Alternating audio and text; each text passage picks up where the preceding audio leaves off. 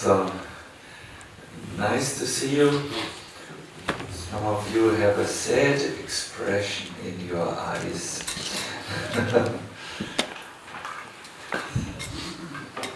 During this time where this Pandava Sena trip in Gurukadam, something precious was given to you. I think each one of you has been touched during a particular time, by particular events, touched in a moving way, but also in a thought-provoking way. We've maybe seen or hear some limitations I have to work on. Not every time when we are touched in spiritual life is it a soft touch. Sometimes it's a tough touch. But all these either soft or tough touches are very good in moving us forward, bringing us to life in a new way. So now we will return to London, and you can be sure, like Gopal Prabhu said, that after some time there will be a knocking at your door, and you know already who's knocking.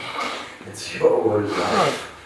And at that time it is of crucial importance to stay inspired.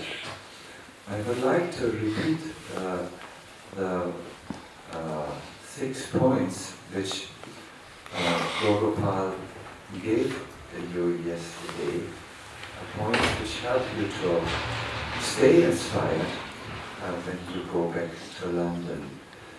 These 6 points are expressed in an acronym so that we can better retain them.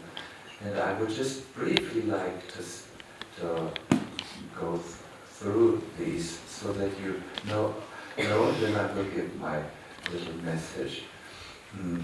What was the acronym? Thanks.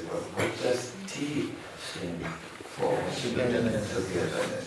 What does H stand for? Habits. Oh, very nice. A, association. N, nourishment. K, Krishna connection. And S, share Krishna consciousness with others. Yes, it's very nice. I think it is good for you to remember these 6 points, because they have been handpicked, so to say, from the forest of inspiration, so that you have something to take home with. Yes, we should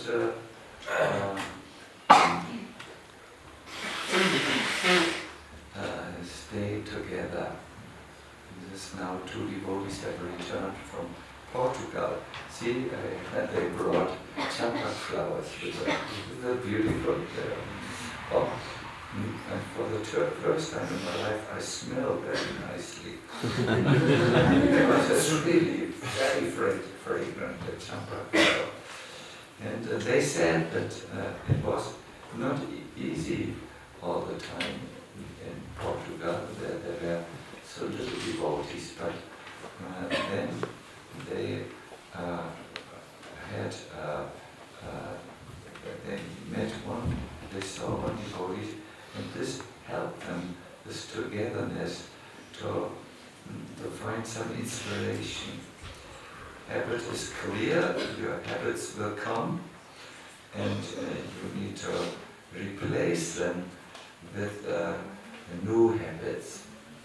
The only way to fill the vacuum which comes when you give up something you are very habituated in doing is when you fill this free space now, when the old habit has gone, with a new thing. There are no vacuums in the universe. So just renunciation of old habits doesn't work unless you replace them with something new. Your life cannot change. Association, I would like to add something to this association. It's something else than togetherness. Association really means higher association. The devotees who are a little bit more advanced than us. Inspiration flows like a river from a higher place or a lower place. You need in order to be inspired, you need an Inspirationsgefälle. What is a Gefälle? How do you say in English when the land goes a little down? Slow. What? Valley, yeah. There is a very specific scientific word for it. What? I can't. Gradient. Yes, that is the correct word. But I hear it only very faintly. It's not a gradient or gradient. You need an inspiration gradient, where it's like a slope. Like for water to flow, you always need the water to come from a higher place. Because some of you don't know my thermos bottle very well. It makes the point very well. See, I can't get the water flowing like this and go jump into the cup. I won't do it. I have to create a natural difference that it always flows from high to low, and you call that a gradient. So inspiration, inspiring association is very, very important. That needs higher association. You can do that by best to read Srila Prabhupada's books, really, and have association with Srila Prabhupada, or listen to tapes or recordings from advanced Vaishnavas. That is a very important point. Nourishment, I think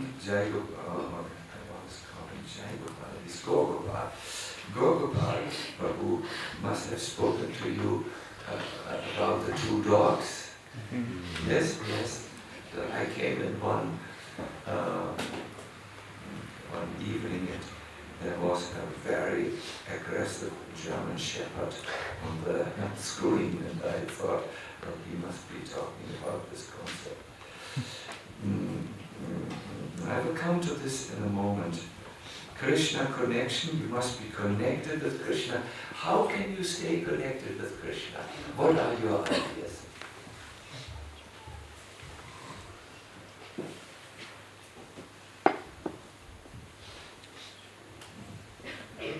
Krishna. Abhishek, you always have ideas. Through your japa? Through japa. Through present-minded japa. Yes, japa. How can we stay connected with Krishna? Yes, Marji. Association? Association with whom? With devotees. With devotees. I would also say, as association with Krishna, you can have when you go for darshan, see the deities. Never, my dear devotees, try to learn the art to associate with Krishna by coming to the deities and never come empty-handed. Always bring something. Then a relationship is established. When you see the deity, bring something. Oh, for you, Krishna. And put up fruits, ghee. Fruits are always good to bring. Don't come empty-handed, it's in the net of devotion. So the Krishna connection, bring something to Krishna, and then share Krishna consciousness with others. These were the points. In my little message to you, I want to say two things. I want to speak about nourishment. I had a god brother. His name is His Holiness Bhakti Tirtha Maharaj. And I had an experience with him which is very, very moving up to this time. Some of you I have told this experience, but most of you I have not told it. I chose to tell you all about this, for me, moving and it was a landmark experience. You could call it a defining moment in my life. It was like this: a few days before his early departure, he left us, I think 15 years ago, is that? 11 years ago, thank you, 11 years ago. It was an early and unexpected departure. He was very active in spreading Krishna consciousness to new sections of society. He's really one of the founders of outreach preaching in our movement. He was talking to politicians. His dream, he once said, is I want to be in an Oprah Winfrey Oprah show. I don't know her last name. A famous talk show in America. And he was getting there. He had contacts. He was the personal coach of Muhammad Ali, the boxer, the talented boxer. We often saw and spoke Krishna consciousness to him. And he was a man of the heart, we have to say. Wonderful Swami. And he got melanoma on his forehead, very aggressive type of cancer. And then quickly, within, I believe, a year or so, the cancer took hold of his whole body. So a few days before his departure, I was resting in the guest house. It was night time. I dreamt of him. We were very close, somehow in spirit. We would talk with each other very confidentially, like best of friends talk. And so I was dreaming of him. And I dreamt of a scene which was very familiar to me. I was sitting with him and His Holiness Radhanath Maharaj at his table in the Institute for Applied Spiritual Technology. That's how he called his outreach program, an Institute for Applied Spiritual Technologies.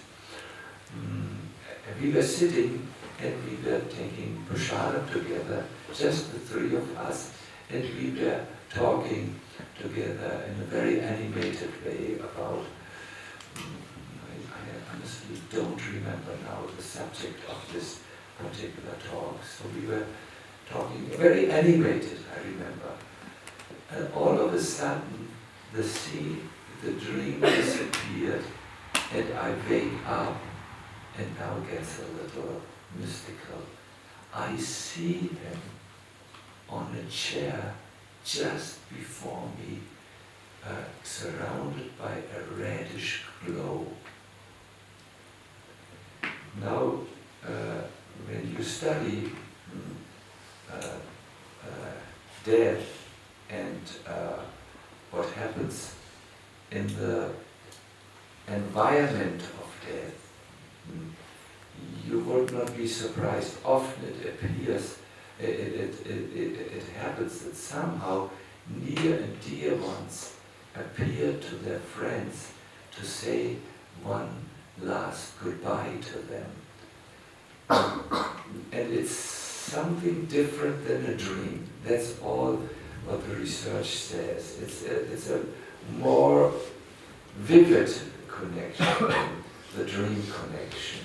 So he was there on a chair, and I was just in my bed. I was just coming up a little, and I said, "Is it you or is it?" He said, "It's me. I came to say goodbye." I got goosebumps all over my body. I was swallowing dry. That's how we say it in German. Yes, I came to say goodbye. My first question was to him, Maharaji, how are you and how is it to die? How is it like? And he said, I'm much better than you think, but I have a question for you. And then he said his question. In our heart, there are two dogs fighting. Who will win? I said, Maharaj, I'm just now overwhelmed with your kindness to me, and I cannot think it now philosophically. No, Sacinandana Swami, he was very determined to make me think. Think in our heart. No, then he said, in your heart are two dogs fighting. Who will win?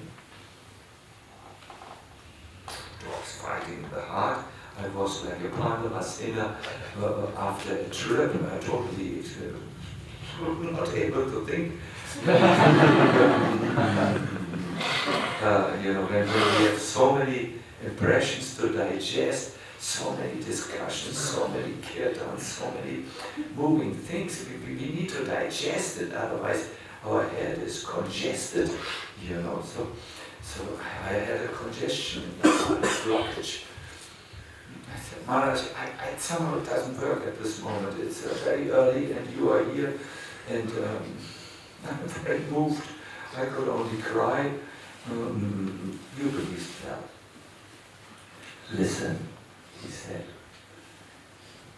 That dog will win whom you give food.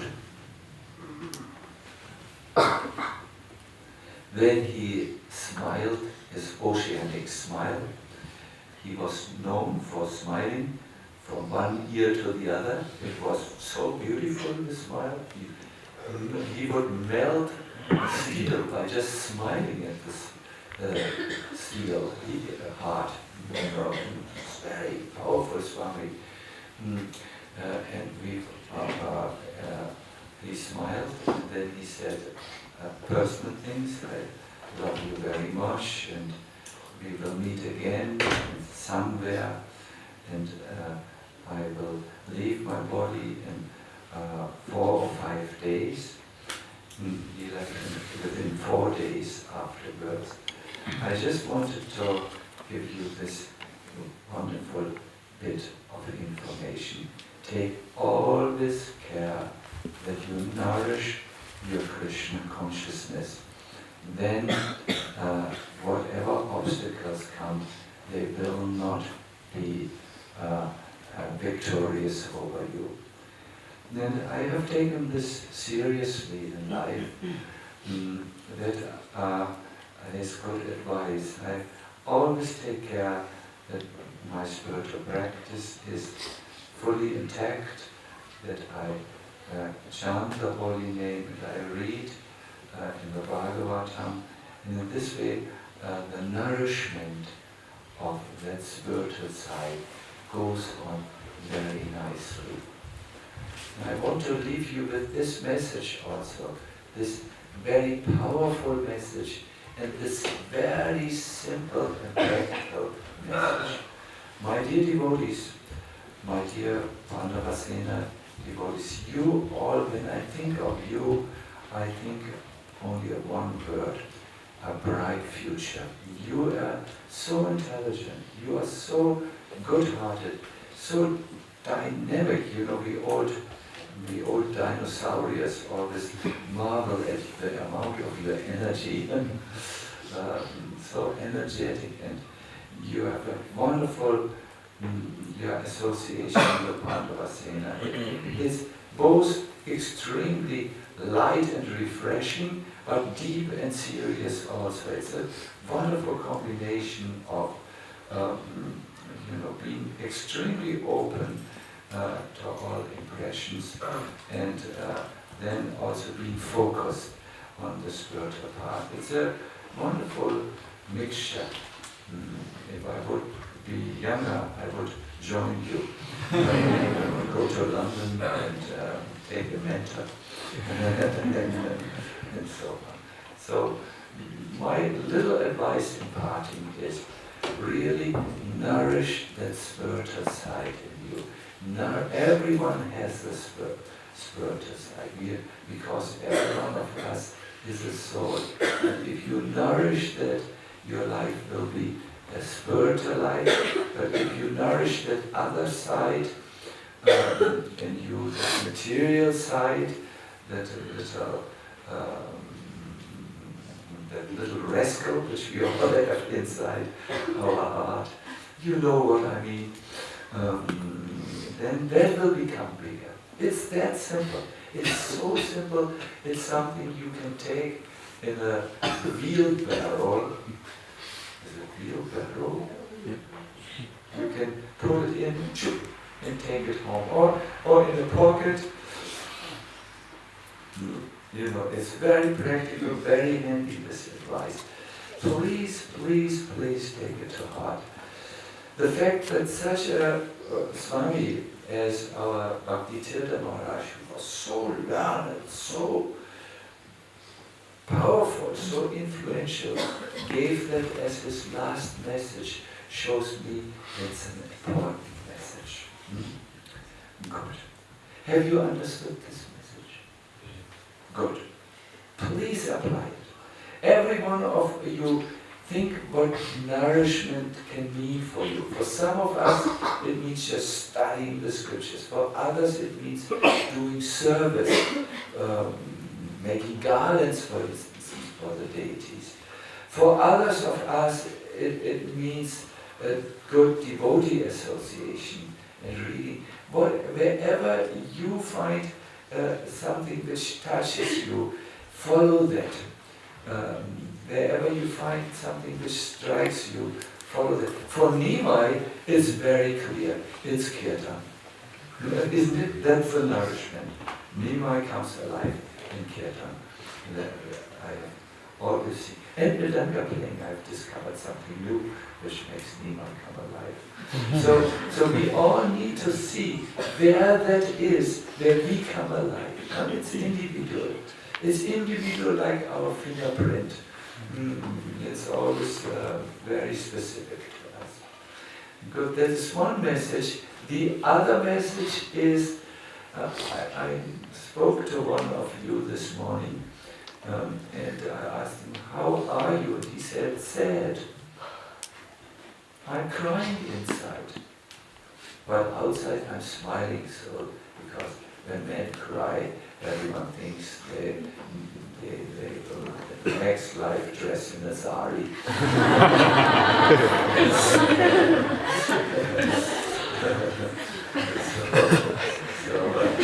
But Jamashtami is coming. Jamashtami is also there. And only a few times waking up, The next Janmashtami, no? Yeah. When is it? Which day? 25th. Sorry? 25th. After 2 weeks it is. What is the date? 25th. 25th. Janmashtami is coming. Janmashtami is also coming. Krishna's appearance day. And there is ample opportunity in the Bhaktivedanta Vena. I think Pandava Sena makes a tent on its own. You can be sure that there will be a lot of things happening, Krishna conscious things. Bhaktivedanta Vena turns into the Kumbh Mela at Janmashtami time. So many people are arriving, seeking spiritual inspiration at the lotus feet of Shri Radha Gokulananda. So I saw today a devotee of our traveling group. We are traveling. I'm preaching today to a very, very well-established professor of theology near Frankfurt, and then next morning I will drive to the Kirtan Mela in Singhachalam. So when it comes for me to say goodbye to one situation, I fix my mind on the next situation. Like a caterpillar, when the caterpillar goes from one leaf to the next, it first puts half of its body on the next leaf, and then pulls the second. So in life I always put my mind, which is half of me, already on the next situation, and then I'm very enthusiastic. Good. I will end here.